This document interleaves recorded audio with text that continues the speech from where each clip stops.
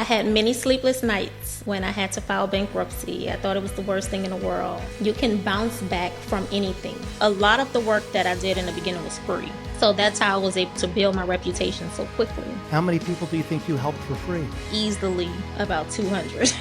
Wow. I built my business doing everything old school, door knocking, going to dealerships, talking to the finance manager, talking to the salesman. I am such a doer. I feel like I can do everything. Stay consistent, stay committed, and you'll win for sure. Hey, credit heroes. What if your biggest financial failure became your key to $1 million business? Our guest today turned rock bottom into a rocket ship. Daija Hopson took her own credit setbacks, built an empire, changed thousands of lives, and she's just become a member of the Millionaires Club. How did she do it? What makes her different? And what can you learn from her playbook? Well, you better stick around because you don't want to miss this one. So please welcome to the podcast, Daija Hopson. Hey, Daija. Hi. Thank you so much for having me. I'm so excited to be here. We're excited too. It's great to meet you. And I got to say, congratulations on the Millionaires Club Award. Thank you. I appreciate it. Let's see it. Yeah. So it's not hanging as of yet, but here it is. Nice. Really, really nice. Beautiful. Congratulations. Making Thank $1 million you. in credit repair is huge. Yes. How does it feel? It feels amazing. I mean, it pretty much signifies all of the people that I was able to help, and it's just an incredible feeling. It's wonderful. When you crossed over the $1 million mark in your business, did you feel different or did it sneak up on you? You know what? It actually snuck up on me because, I really wasn't keeping score. It was just something that I just went back and stumbled across. And I was like, wait a minute. I hit it. So it really did sneak up on me. But I was excited. That's so cool. And what advice would you give to someone who's wanting to make $1 million in credit repair also? I would say stay consistent and stay committed. Remember your why you got started in the first place, which for me, I've always been a server. So for me, my why has always been to help people, to, change lives and things like that. So I would say, stay consistent, stay committed, and you'll win for sure. That's good advice. Okay, I want to know everything. Let's start with, where did you grow up and where are you now? Yeah, so I actually grew up, I was born and raised in New Orleans, and I am still here. I am just on the outskirts of New Orleans. I'm in a city now called Slidell. But yeah, I am a New Orleanian. Did you ever have credit issues of your own? I did, actually. So of course, like I said, my fascination began right after high school. So you can imagine I was very young. I didn't know better. I was getting all these credit card approvals and I was like, oh, another 1,000, oh, another 5,000. So I was getting all of these credit cards and all these offers and I was taking them all. Barely had a part-time job in college. Didn't know how I was going to pay the bills, but I wanted all the credit. So quickly, where I ended up? Bad credit. I couldn't keep up. I couldn't afford the bills. So now I'm like, okay, so I know what I had to do to get here and how, to build. Now I need to figure out how to fix it. And that's when I started researching credit repair. Now, what do I do once you get on the other side?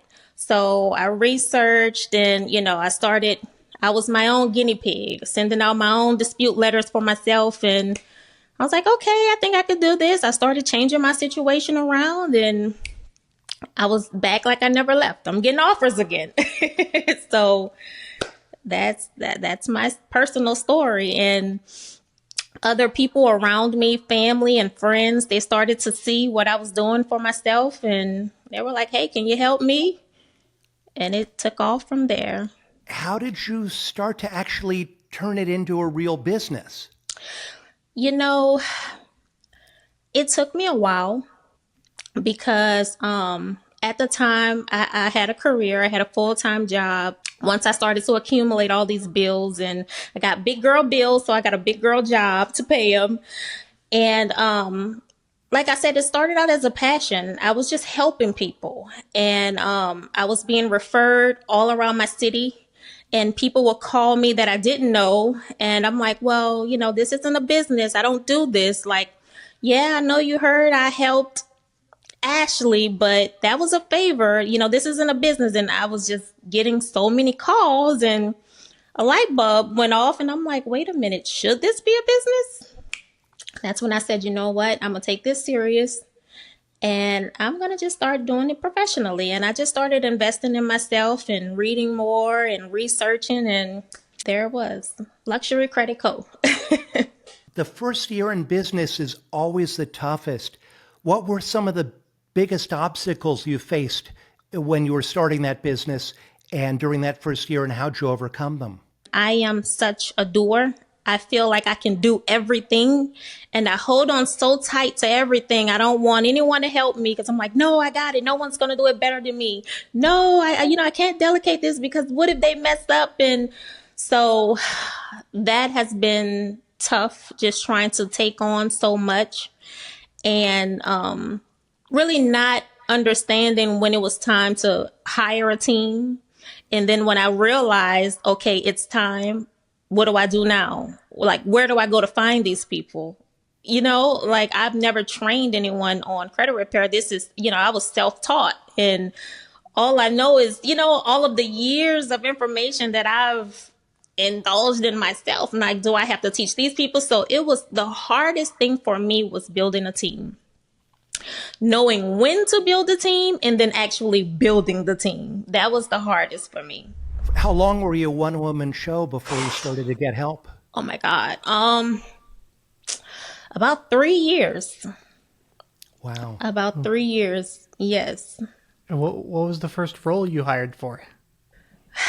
The first role was kind of like a customer service role. Disputing, I've always held on tight to my disputing. I couldn't let it go. So I mainly just needed someone to act as, someone to service my clients, just call them with updates, stay in communication with them, let them know that, we didn't forget about them because, credit repair can be such a long process.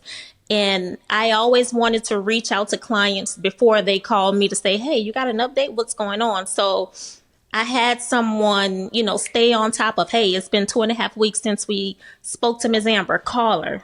Even if we don't have any updates, let her know we're waiting on an update. How many team members do you have now? 4. I have 4. Yep. That's a good size. That's my dream team consists of 4. Do you know how many clients you've done over the years at your business? Man, I know over 1,000 for sure. The most I've had at one time was probably during the pandemic, about maybe 350. That's a lot to juggle. Did you have Yes. the team then? I believe it was 2 or 3 of us. 2 for the most part. It was just 2. Wow. What part of your business do you think made the biggest impact in helping you scale your business up to $1 million? Community. Right now, everything is so social media based. Because I get people reach out to me all the time. They want to start credit repair businesses. And they're like, oh, I don't know what type of content to do. I don't know what type of post. And, I'm actually still learning to tap into this content thing. I built my business in a community. I built my business doing, everything old school, door knocking, going to dealerships, talking to the finance manager, talking to the salesman. When you get people that get denied, here's my card, building relationships with those people, building relationships with realtors, lenders, the people that's making the decisions, those were my friends. I would, visit them at least once a month. I had a little calendar on when was the last time I went to all these different places, and I did everything offline. So now, everything's social media. I'm trying to tap into that, but I stick to my roots, and that is community. With the types of affiliates you're getting for your credit repair business, were there any that you had the most success with? Realtors. Because if you think about the relationship, right, between the credit repair company and a realtor, like they need you, because without you and without you getting their client where they need to be, they can't close. So once you have a proven record with one realtor, then they tell, their other colleagues, like, hey, I send my clients to this person and she was able to get them ready in 2, 3 months, so they go to talking and now everyone's like, oh, I'm sending all my clients there. So realtors, definitely, definitely. What do you do to make a successful affiliate network? We rarely talked on the phone because, obviously they're really busy as well. So sometimes it's hard to get them.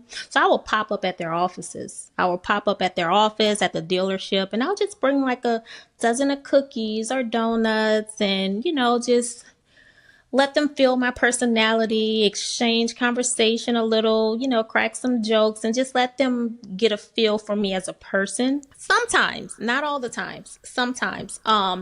First, I'll try to make contact over the phone if I can initially, just to kind of set up an appointment time and just to kind of, I don't like to just walk in with a basket of goodies, I'll kind of just introduce myself over the phone and ask them, hey, I'm new in the area, or I notice your dealership. Is it okay if I stop by? And they'll usually give me a time where when they're not that busy to stop by. So initially, yes, I call initially. But once I've already built that rapport and, they've saw me a couple times, I just usually just stop by. So sometimes I'll just hop in my car and just make little random stops because, we've already met. We've already became acquainted. So if I catch them at a time where they're busy, I'll just leave the donuts or leave something with a little card and just say, hey, just let them know I stopped by. And they'll usually call me later and thank me, and we'll just talk on the phone, whenever they're free. So yes, initially I do try to set up an appointment time to stop by. But other than that, I'll just usually hop in my car and just make rounds. What I also do is I like to host like seminars and webinars and things like that. I'll pick like places where people would normally think, you have a credit repair company. Most people would do like first time home buyer webinars, seminars. I do those too, but I take it a step further and I go to retail stores as well. I'll go to like Home Depot, talk to the store manager, ask them if I can come talk to their employees on a lunch break. I'll supply lunch, just bring little like finger sandwiches and chips and stuff, and kind of talk to them about, the ones that's interested in credit or the first time home buyer program. I'll kind of give a spiel on that. And sometimes I'll even bring in a realtor partner or a lender with me. And, yeah, so, really, as you can tell, I like to get outside. That's where the magic happens for me, outside. With the people that are contacting you and they're looking to get into the industry, like, what are some of those tips you're giving them to getting those first few clients? Just making sure that their heart's in it. Because when I started, a lot of the work that I did in the beginning was free. So that's how I was able to build my reputation so quickly. Because I didn't wait for people to get money. And, because if I waited for, someone to have X amount of dollars, then I'm just sitting with no results to show for anything until someone decides to come to me. But if I'm offering my services for free and I'm just helping all these people, they're telling others. So, I tell them, don't be afraid to, take on a few family members. Take on a few family members and say, hey, I know your goal was to purchase a home this year. Let me help you. And tell them all I want in return is for you to tell everyone you know that I helped you. That's it. I love that. It's so simple. It makes so much sense, yet so many people starting out want to skip that step. Yeah, no, it's so important. How many people do you think you help for free? Whew. Man, I'm sure easily about 200. Wow. Yeah. Well, that's a good way to build your reputation. Yes. That's amazing. What's been one of the most memorable clients? I had a client who was trying to purchase a home, and it just seemed like all the odds were against her. Like, I'm talking all the odds. And she was like, I know that I'm not going to be able to purchase a home this year, but she was just so reasonable with her time frame. She was like, if I can just, you know, if you can help me within 2 years, it was like something crazy. Like, I'm like, 2 years? I pray that we can get this done in 6 months to a year. And she's like, oh my God, that will be a miracle. Like, it was such a big thing for her because her and her kids were living with different families. They were pretty much homeless. And so she was like, I don't want to rent an apartment. I don't want to, get forced into a leap. I want to save as much money as I can so that when you tell me that I am ready, I can get me and my kids their home. So the pressure was on. I know that she didn't have anywhere to live. So I was like, oh my God, I have to make this happen in like 6 months. And I think we did it in about 5. And that had to have been such an emotional day when she closed. I was actually there for that closing. I went to that one because I was like, I can't believe we did it. So yeah, that had to be my most memorable. Nice. Yeah, you really are changing lives. Yes, it's amazing. I noticed that you offer a free download of something called the credit card playbook on your site. What is that? I actually started that ebook because, I had people ask me all the time, well, what about the people that have okay credit?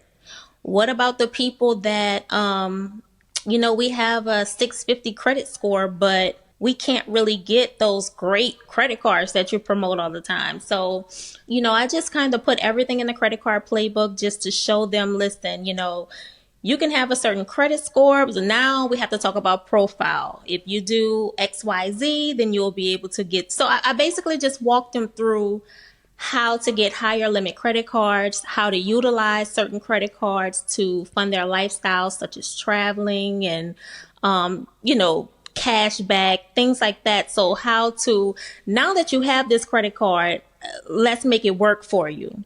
And so, yeah, and there's also a lead generator. So On one of your websites or on an article that like a few of those things that you were hosting, a few of those courses, it looked like you were hosting some around rebuilding credit after bankruptcy, using credit to fund business ventures, managing finance as a single parent, recovering financially after divorce.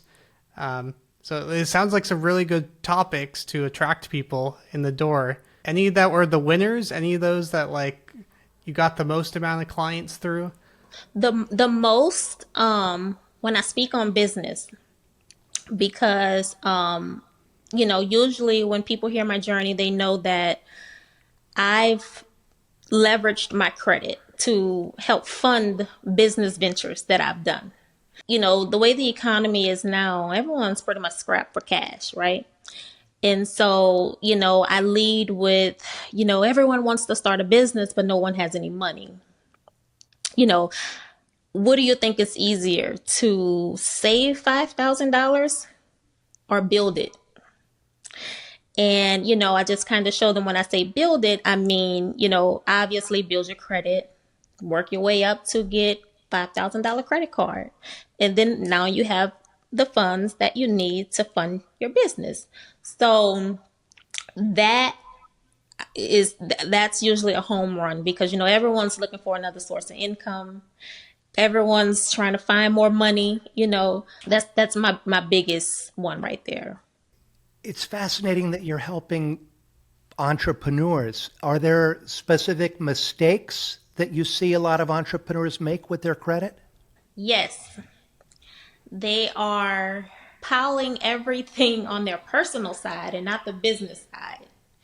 And some of them would get confused when I say, leverage your credit to fund your business. And they'll say, well, you told me to do that. I got a $5,000 credit card and I maxed it out on my business. Now your utilization is through the roof and now you can't get anything else. So I've been taking it a step back and letting them know that, hey, you can do the exact same thing, but you need to do it on the business side, because business side is not going to report to your personal. So if you max that card out, your utilization is still going to look marvelous because it's the business. So, how do you help clients who are discouraged or embarrassed about their financial situation? Yes, believe it or not, that is such a huge thing.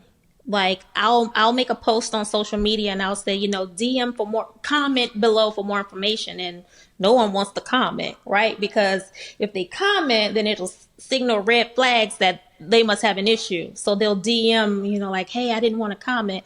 So I started to just share my journey. And, I let them know, hey, I was just like you.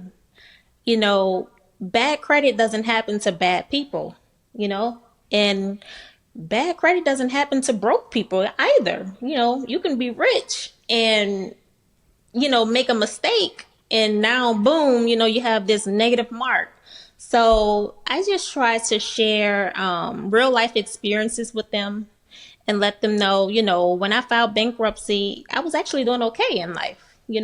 I had a home, I had really nice cars, I had nice things, but I just fell into a situation. So I just share those stories and stories like that to let them know it is okay and you can bounce back from it. Because I did. I want to talk about marketing. You're so good with your personal branding. I saw that between your personal and professional accounts, you have about 60,000 followers on your Instagram, which is amazing. How did you grow such a large following? What's the secret? Again, a lot of community events. I mean, you can just imagine if I'm doing 2 webinars a week, and in each webinar seminar, I have 50 people, before we wrap, I'm going to tell everyone, pull out your phone. So I've been doing this for years. So over time, everywhere is, don't forget to follow for more tips, more information. I just started tapping into my personal brand. So I've just been doing more engaging videos, and I'll run ads on them, and I get a ton of followers like that as well. Because, when people see my videos or they see like my cars and things like that, they want to know, what do you do? So yeah, that definitely works as well. Lifestyle marketing just works though, for pretty much anything. We also noticed too that you have a tax business as well.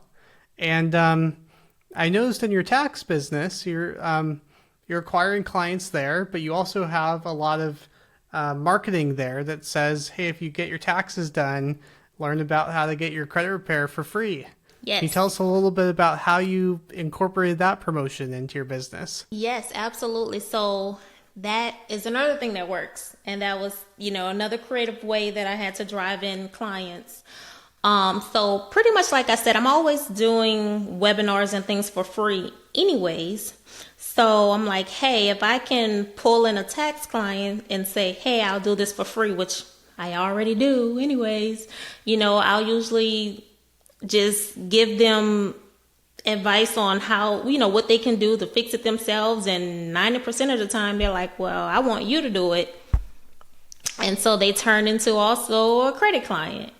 But that is just a very creative way that I market the taxes and the credit to go hand in hand. And I even do the same pretty much for my credit clients. I'll let them know, like when I first started, I sent out a blast and said, hey, we're now doing taxes.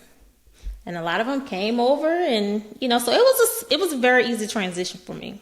It's free credit repair if you're looking to get some coaching, and that's how you attract people in. And then if you're wanting it done for you, then that's when they become a full customer.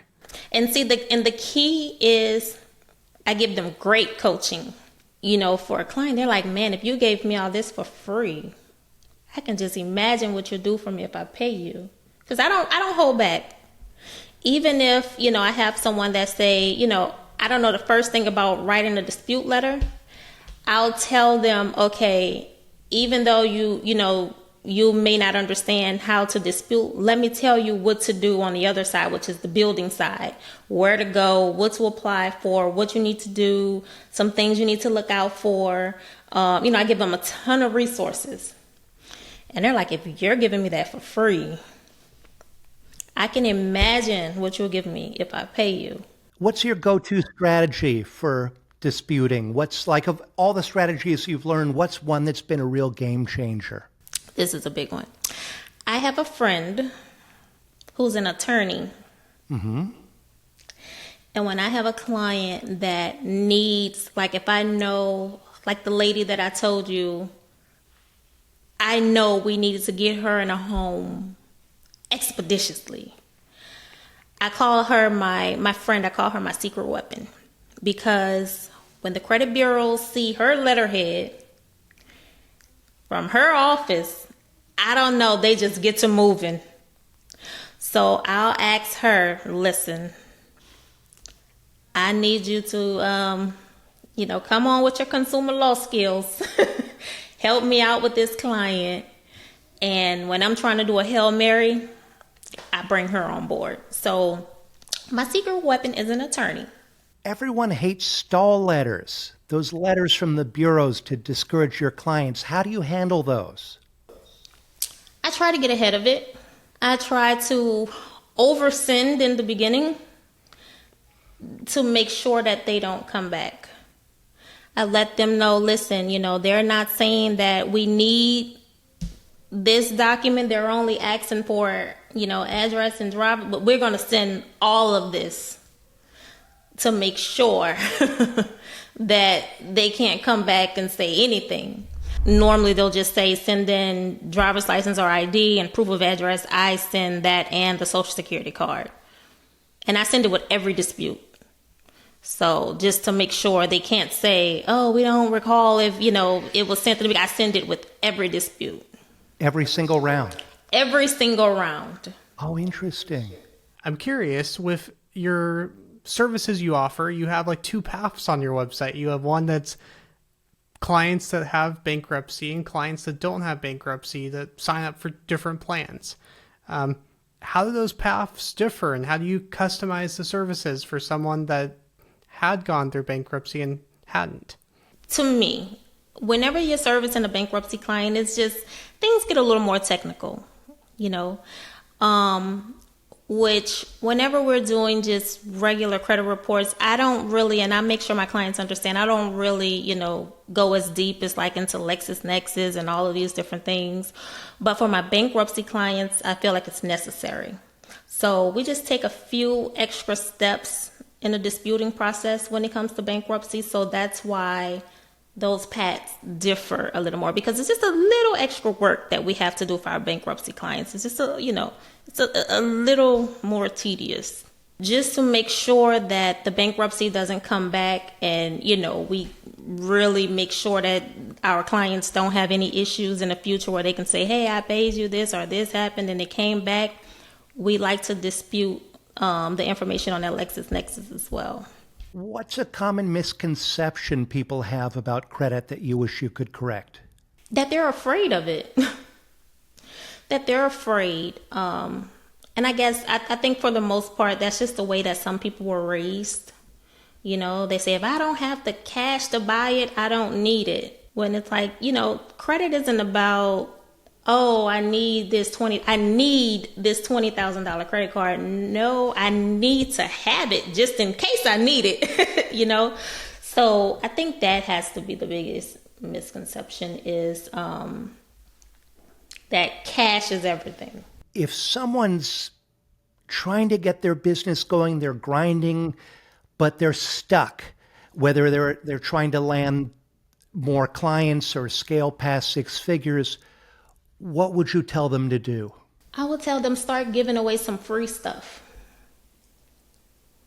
Giving away some free stuff so that you can build a group of people that's advocating for you. And that's regardless of if it's a product or a service. Give some stuff away. Use them as testimonies. What are your future plans for new business? Step away from service and tap more into education, because I feel like I can help more people. Because me and my team, we can only help, even if I had a team of 10, right? Let's just say we can take on 500 clients at a time. That's still a cap, when if we just provided the resources and, we were just kind of there just to guide, there's really no limit. So, yeah, that is the direction that I see my company going in probably in the next 2 to 3 years. We're going to switch gears now, and I'm going to ask you a few rapid questions. Answer with the first thing that pops into your head, okay? What's your business superpower? My business superpower is funding. What's your business kryptonite, the area you've had to work the hardest to improve? Team building. What does business ownership mean to you? The responsible one, the one that wears all the hats, the jack of all trades, the one that does everything. That's I feel like when you own a business, you pretty much take on everything and everybody. You're responsible for everybody. What drives and motivates you? Results, because when my clients see results, I know that it signifies satisfaction because they're satisfied. I know that we're doing a good job, and whatever it is that they came to me to accomplish is going to get done. And what's your definition of success? If I had to say my clients, I'm always thinking about my clients. I can have someone come that say, hey, I just want a 700 credit score, or hey, I want to purchase a home. I may get a client approved for a home with a 580 credit score, but because I got them approved for a home, that's a win. That's success, So it really depends on the goal. If you could go back in time and give yourself one piece of advice, what would it be? You can bounce back from anything.